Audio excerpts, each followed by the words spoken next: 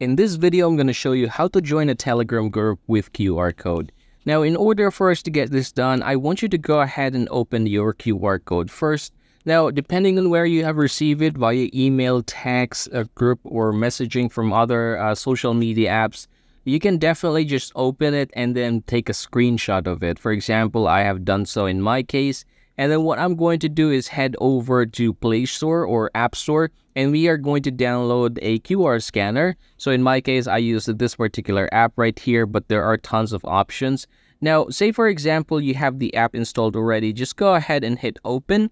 And then from here, we are going to go ahead and tap this icon at the top, and then we are going to open our gallery. Now, I'm going to go ahead and choose that same QR code, and then I'm going to tap the check button here. And there goes the link for me. Now I can just go ahead and click that one, and I should be redirected to my Telegram group in order for me to join this one.